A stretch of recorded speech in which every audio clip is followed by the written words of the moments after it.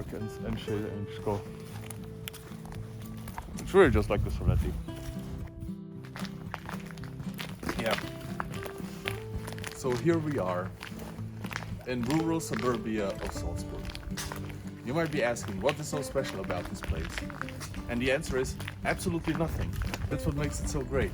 Now, let's go see the surrounding areas and all the beauty of the nature that is being offered here.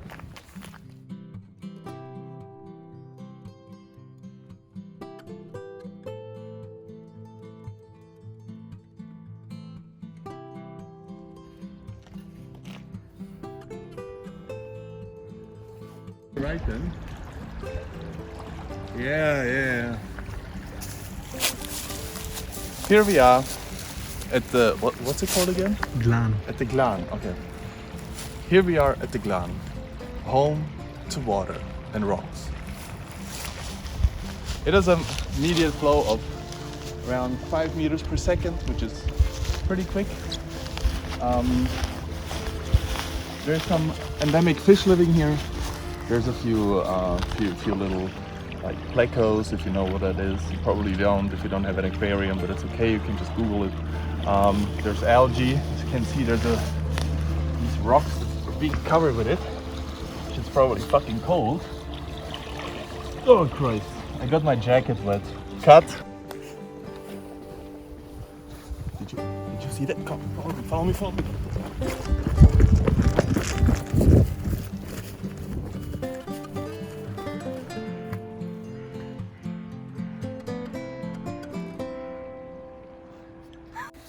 So we just found something really out of the ordinary and curious. You find them regularly. That's kind of true. A bit of a contradicting statement, but nevertheless, they've been built in here purposefully. So this is a so-called side trench. The purpose of this was for homeless people in the winter when they got really cold. They had these refugees here and could just simply go down here. Stand up like this. In the winter, we're in Salzburg, there's a lot of snow. They would just cover themselves with snow. Big bonus was if you had a naked body right next to you, because you could just cuddle together and produce some extra heat. It would produce like this igloo of homeless people, and it just kept them alive, which is beautiful. It's beautiful. Since we were on the topic of homeless people, they also use this river as a form of they use it as a food source as well. You see, not just herbivores can eat algae, humans can too. You just have to, you don't really have to go that deep. You just look here, and there, you got a nice green spaghetti going, ready to be devoured. So what they did was just take it like that and go, pretty good. Ew. So we've thoroughly explored the ecosystem that is the Glan. Very beautiful river. Watch out, there's poop, which is also important to the ecosystem. No trash talking on poop here.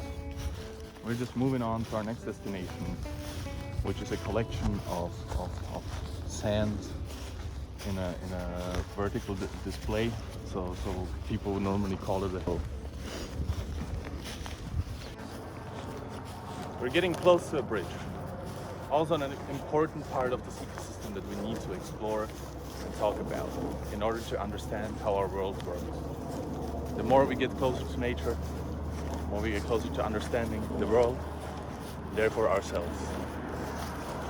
Join me on this journey, for the bridge will hold secrets you would never expect.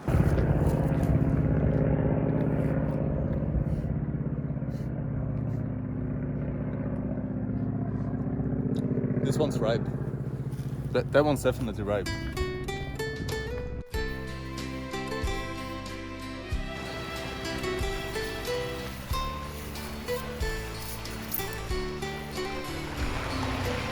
That's a big dog. Our next stop on our journey through the ecosystem that is Salzburg. This here is the bridge. We distinguish between big bridge and small bridge. The small bridge is more dangerous. I don't know why, but it just is. It's got like a sign there that it's scary. And big bridge is very important because, as you can see, most of this river here is exposed to the sun. At the most, you have some little bit of shades at the sides of this river here, where fish can hide from the impending doom that is global warming and our sun. Thanks, BP. It's truly a monument of Mother Nature, and it speaks for itself. Its importance here is not just for the fish, but also for the humans. They walk across it. Soon we'll reach the end of our journey. We're getting close to the small bridge, which, as I've mentioned before, is more dangerous than the big bridge because of the sign. And after that, only one place left to go. The hill of sand. Beautiful. I remember catching fish here when I was a wee posh little dude, catching little flickos, poking the knives out. You can see the gondola.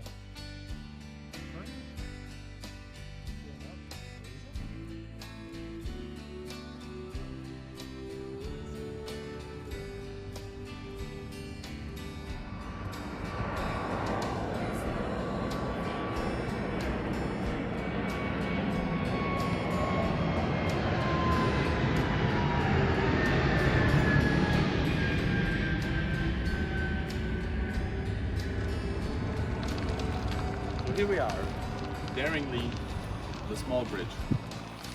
Feeble, only made out of wood, not concrete like the big bridge. It is home to wasps, spiders, and aggressive homeless people.